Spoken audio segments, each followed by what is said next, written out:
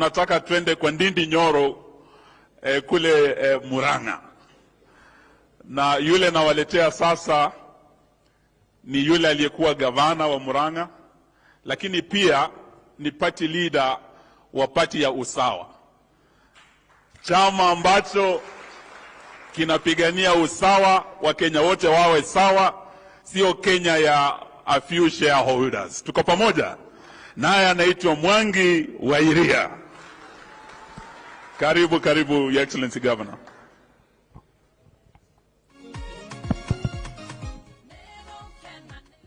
Asante sana, Your Excellency, na kudi yote hapa ya mageuzi. Nimesikia watu wakiuliza nilikuwa wapi.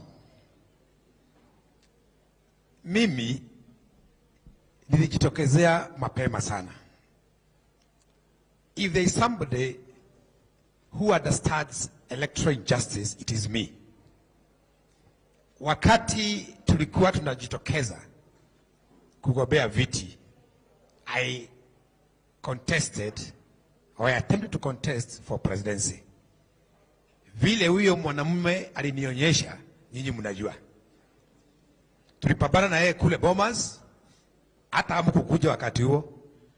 Mimi nilikuwa nakula tear gas peke yangu nikipambana na Chebukati. Alinifungia gate, tukaleta watu hapo. Wakati wenu ukifika, huyu jamaa atampatia dawa. It came to pass.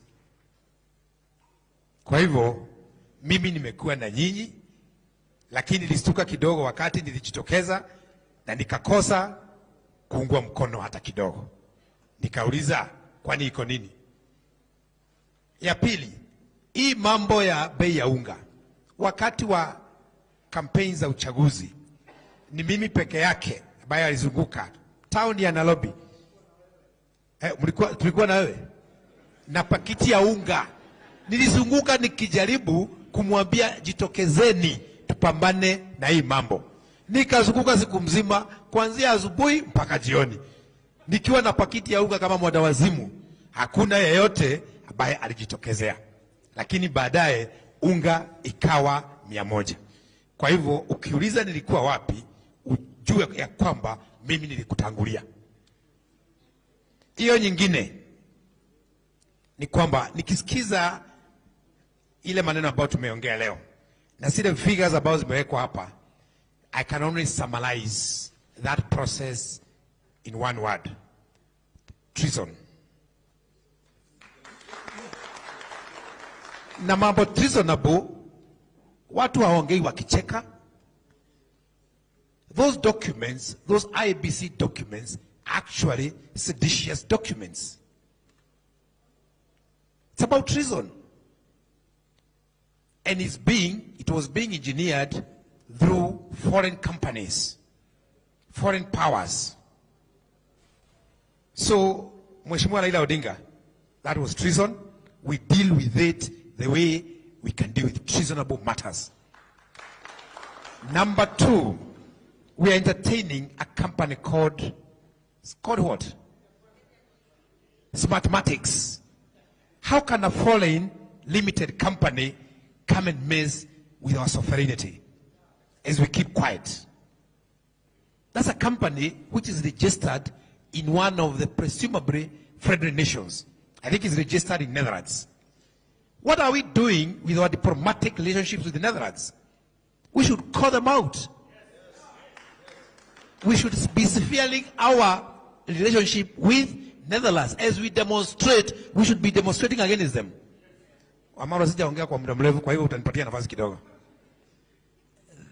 Then there are nations which are involved.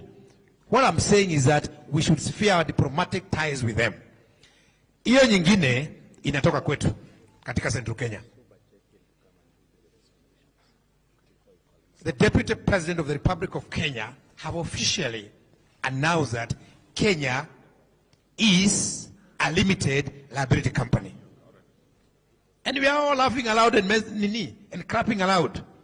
That is a very, very, very, very, very serious position. That is the philosophy of this government, that Kenya is a limited liability company. We were a company in 1888, Imperial British East African Company, and the MD was Mackinnon. So we are being taken back there.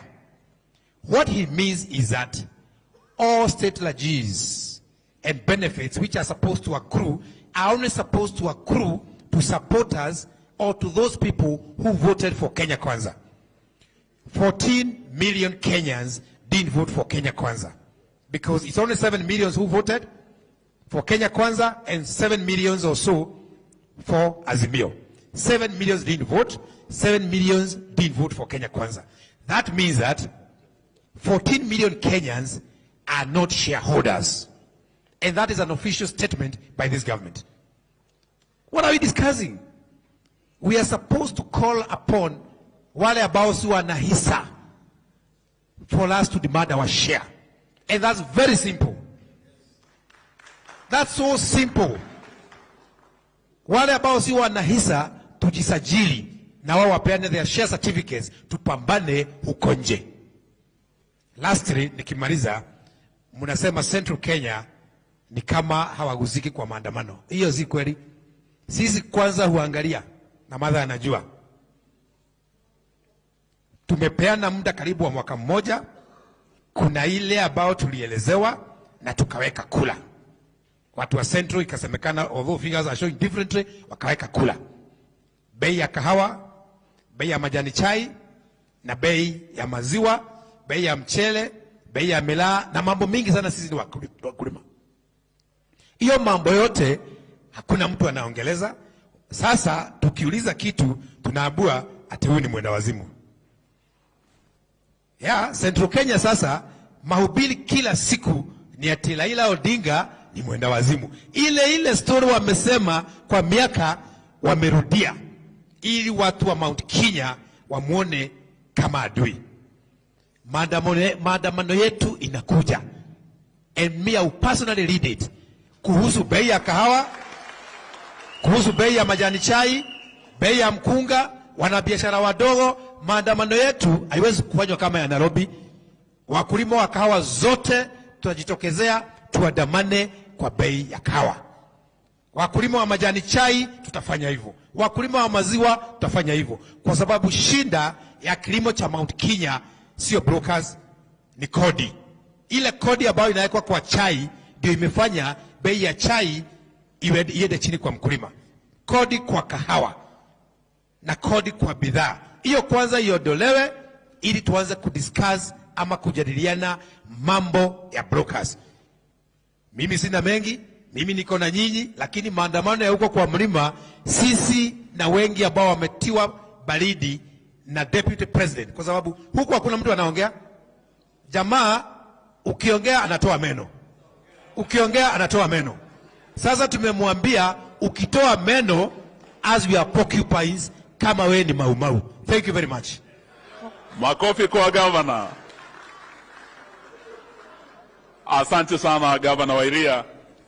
Sasa kutoka Nyandarua mumesikia matokeo hapa. Kuna pahala panaitwa Oljororok. Hapo ndio wizi ulitendeka kabisa. Na hapa tuko na ndugu Jeremiah Kioni ambaye pia ni Secretary General wa chama cha Jubilee na ambaye pia anawakilisha the fourth President of the Republic of Kenya, Uhuru Muigai Kenyatta. Ndugu Kioni, karibu. And as you come, I want to agree with you and agree with Stephen Kalonzo Musyoka yale amesema hapa ya kwamba from the outset Kenya Kwanza have failed the taste ya good faith. They have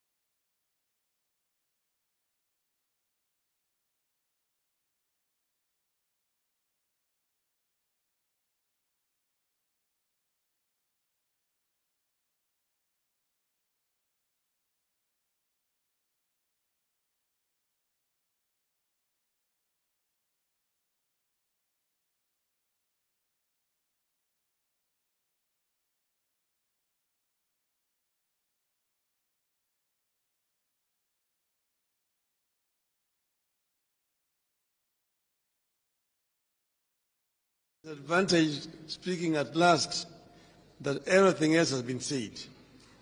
So you now find yourself just dealing with the dregs. But let me first begin by thanking members of the civil society, members of the university fraternity, and our students for coming here in such large numbers. We decided that we have been talking too much sometimes to ourselves, that today we want to be listening. Those who had opportunity to talk have not disappointed. And we take it that those who have spoken is a representative sample of this audience which was here today. And therefore, I'm going to just tell you what we ourselves had agreed as leadership of Azimio to be our common position. This is not just my stand, it is the Azimio leadership stand.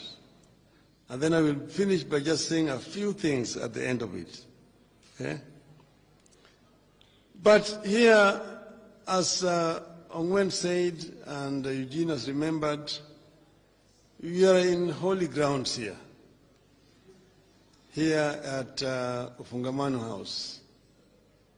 Many, many ideas have come from this holy place, which have actually contributed to change of lives of the people of our country. Maandamano, sometimes we remember with nostalgia where we came from. Eugene has told you we used to be here with our parents who have since left us. And they told us how they themselves organized themselves to fight against colonialism and how independence was achieved. At that time, Kenya was facing one of the most entrenched dictatorships in our history. But we were able to basically tame that dictatorship. So nothing is impossible with the people power. If the people are determined, there's nothing that can stop them from achieving what they want to achieve.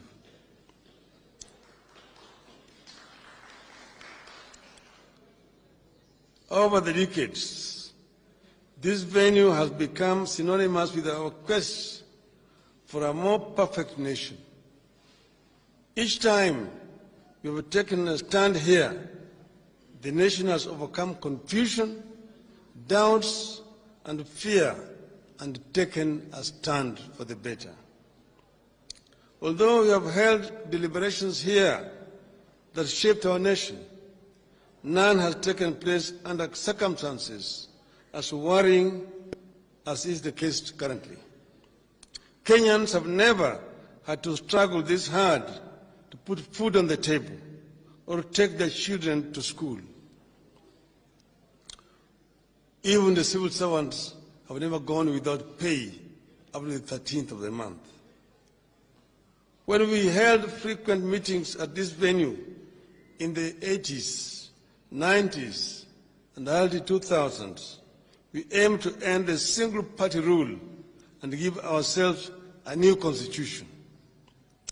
As we meet today, both the multi-party democracy and the constitution we fought for are under attack.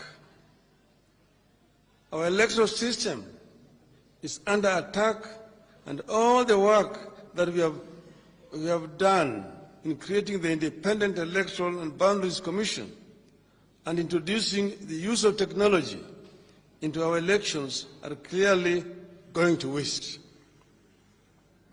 Despite the Constitution that calls for inclusivity in public affairs, the professional civil service that we have tried to build since independence is being dismantled through tribal appointments and sackings. It seems to be the fate of this country that each time we are on the ascendancy, something happens to pull us backwards, and it always begins with elections. The election of 2007 pushed us to the brink wiped out a thriving economy and broke the ties that had held Kenya together for decades. This election of 2022 and the regime that emerged from it may be the most regrettable thing to have happened in our country's history. The failures they have recorded in a mere 6 months, including a record of high cost of food and a collapsing economy, should be enough warning that we have to act quickly and decisively.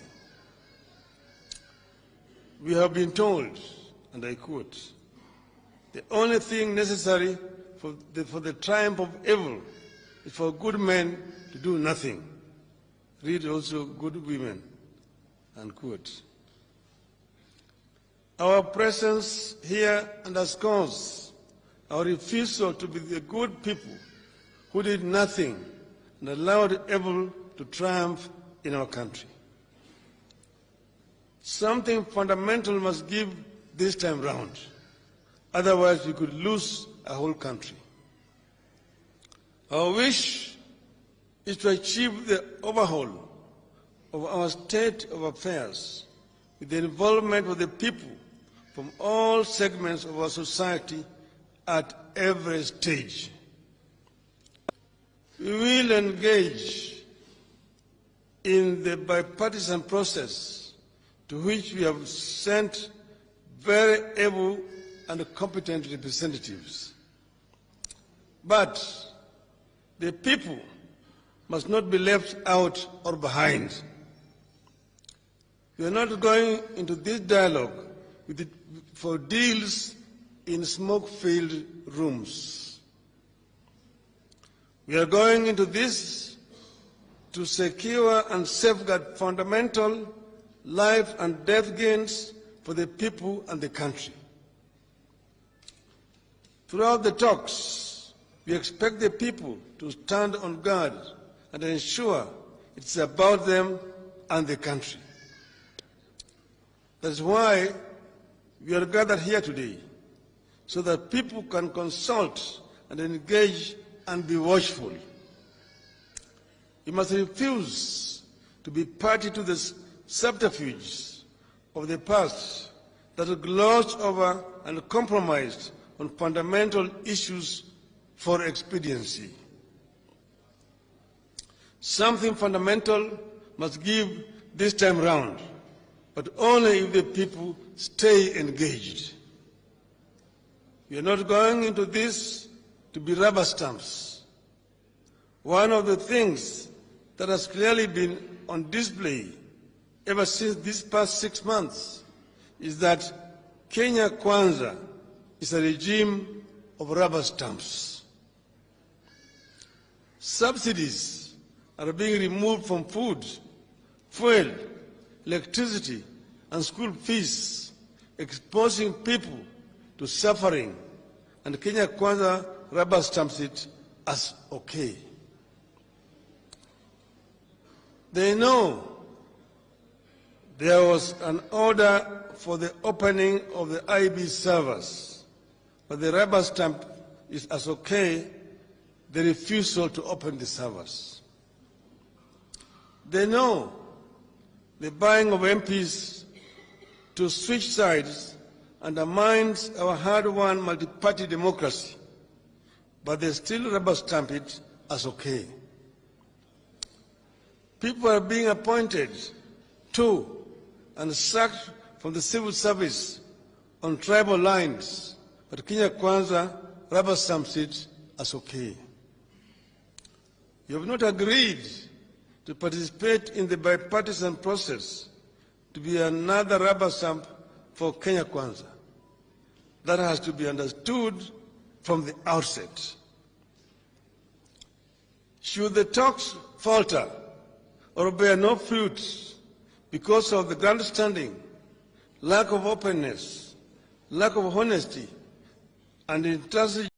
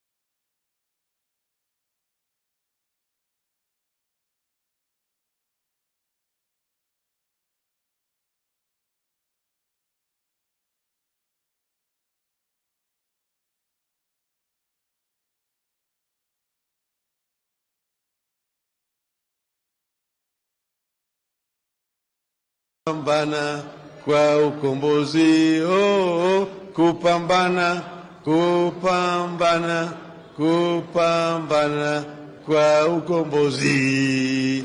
Azimio! Azimio! Asanteni sana. Niombe sote tusimame kwa wimbo wa taifa utakaoashiria mwisho wa hafla yetu ya siku ya leo. Kofia zisizo rasmi niombe zisalie kuvuliwa. Wimbo wa taifa.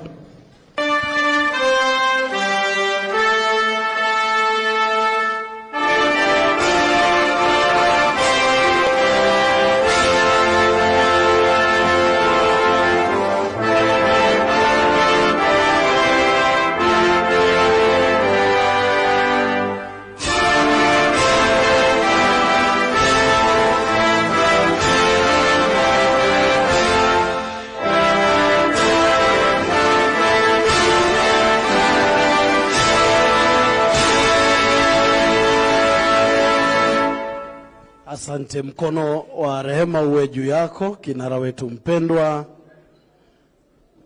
na tupatie viongozi wetu nafasi ya kuondoka mwendo wa aste aste.